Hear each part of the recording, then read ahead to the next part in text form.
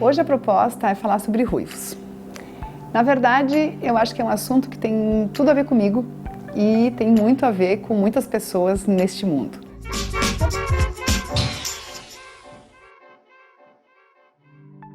Eu sou ruiva, sardenta, e ao longo do tempo acho que eu fui me descobrindo nesse universo o que significava também o ruivo, porque ruivo é uma cor que não é, a gente sempre fala, né? Não é o loiro, mas também não é o moreno.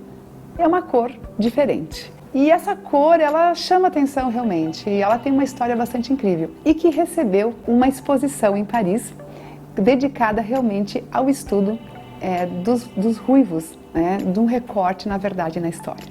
Então, onde surgiu essa história de falar de ruivos, não só porque eu sou ruiva, mas também da onde surgiu essa questão de por que falar desse tema? A exposição, acho que ela instiga, e trocando ideias e tomando café com uma pessoa que para mim é muito especial, foi minha aluna um dia e hoje é uma grande profissional que mora em Paris, a Manu Or.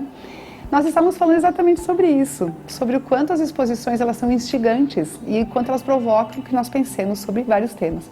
Então surgiu a ideia de nós falarmos, né, sobre a questão do ruivo. E o ruivo, pensando então nessa exposição, ela aconteceu em Paris e ela aconteceu no museu, que é de um pintor do século XIX e final do século XIX e do século XX, Jean-Jacques Hernet.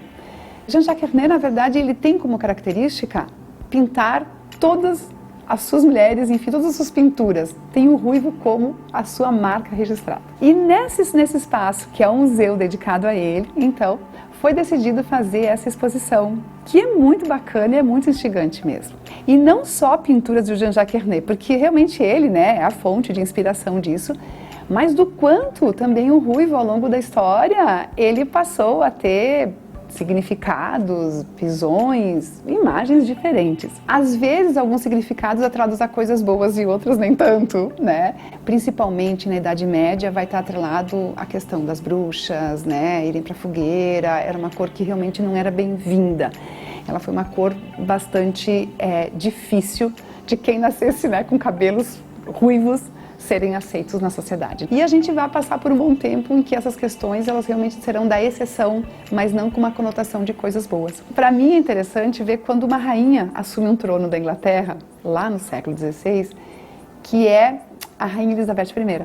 E quando ela entra em cena, ela mesma valoriza o quê? O cabelo ruivo. E ela valoriza mais ainda porque ela faz um contraste muito grande, de um rosto muito maquiado já branco, muito mais claro, para valorizar mais ainda a ideia do ruivo com cabelo.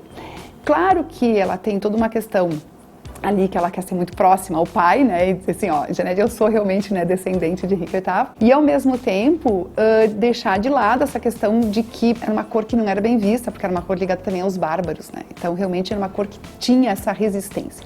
E com Rainha Elizabeth I a gente ganha todo um outro status realmente para essa cor de cabelo. A Rainha Elizabeth I dá um aval, na verdade, que o ruivo é um cabelo bacana, é uma cor bacana, e parece que a partir daí tudo começou a mudar também nessa questão de quem era visto, né, de como o ruivo era visto. Bom, passa o tempo e nem sempre tudo se resolve, né, como tudo, a gente vai ter de novo momentos complexos, né, para a questão dos cabelos ruivos, mais exaltados por vários artistas. Então, Jean-Jacques Hernet é um deles, mas com ele, né, nesse final do século XIX, a gente vai ter Alphonse Mucha, que vai pintar muitas mulheres com aqueles cabelos, todos eles muito longos, muito sedutores, aquelas figuras mais longilíneas, com movimentos incríveis, mas muitas de cabelos ruivos, mulheres fortes, determinadas. Junto com ele eu vejo Gustav Klimt, também outra pessoa incrível, outro artista, que também vai trazer o ruivo nas suas pinturas. Eu acho que essa marca vem da arte e vai também se encaminhando ao longo do tempo para as pessoas usarem e se permitirem usar e se entenderem como ruivos. Dizem, né, as estatísticas que já tem só 2% da população que é ruivo e tende a diminuir tudo isso. A gente percebe como o ruivo vem sendo valorizado, né, hoje, mas ao mesmo tempo sempre teve alguns poréns, né, a questão dessa cor de cabelo. E eu acho que uma personagem para mim que foi muito importante e que a exposição também vai valorizar é uma pessoa chamada Sonia Rykiel. Sonia Rykiel foi uma mulher dos anos 60, uma grande estilista francesa, conhecida como a Rainha do Tricô. Mas o mais bacana é como ela usou o seu cabelo. Sua marca registrada é a sua essência. E então eu quero contar para vocês um pouco de uma frase que ela fala que eu acho que é incrível. Eu sou ruiva. Ruiva não como era permitido ser. Ruiva sangue. Não um laranja vivo, mas um vermelho em chamas. Vermelho rubi, um vermelho estridente. Muito rápido, eu afirmei minhas posições. Eu joguei em favor dessa diferença. E eu a tornei positiva, uma evidência, um poder.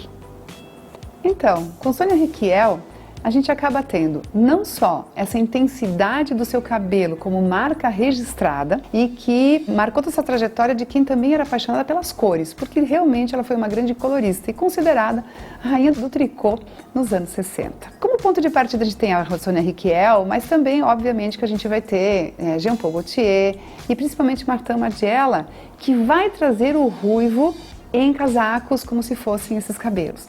Então é bacana que a gente vai ver uma série de propostas dentro da moda e que vai se desdobrar em várias possibilidades de uso numa criatividade sem fim. E será sempre essa questão de uma homenagem realmente aos ruivos. E, inclusive, se nós pensarmos, eu acho que a gente tem também uma outra estilista que é incrível e que tem o ruivo como uma de suas marcas entre tantas mudanças de cabelo, na verdade, que ela se propõe, que é a própria Vivienne Westwood. Então, assim, a gente vai ter vários personagens ao longo da história demonstrando e valorizando quanto essa cor se torna importante. Bem, eu acho que é instigante a gente pensar sempre nos ruivos. Os ruivos fazem história e vem ganhando espaço essa questão de fazer na maquiagem as sardas, né? Aquilo que eu particularmente odiei minha vida inteira. Hoje eu acho bonito, mas quando criança eu não gostava disso e confesso. Eu acho que isso traz à tona, eu acho que toda uma questão de ser quem se é realmente e como se é. E eu quero também aproveitar para falar que o ruivo tem a sua história e tem o seu espaço, mas uma outra cor que descende desse ruivo, digamos, e que merece atenção, por também ser diferente, como a própria Sônia Rykiel fala, ela tem um cabelo que é ruivo, mas é vermelho. Os vermelhos, eles sempre também foram atrelados ao quê? Mais na questão dos tecidos, algo diferente, algo mais ligado ao raro, algo mais ligado ao sofisticado e ao mesmo tempo, então, com algumas restrições, inclusive com as próprias leis suntuárias, né, que controlavam um pouco os do vermelho. Raro por quê? Porque era difícil de obter na natureza. Portanto, tudo passa a ser mais instigante também. Dos vermelhos, eu queria só trazer para vocês, que eu acho que é bacana a gente citar, de uma cor que hoje ela passa a ser tão fundamental e ela praticamente compõe, né, os guarda-roupas e uma cor, né, que compõe junto com o branco e preto, muito bem.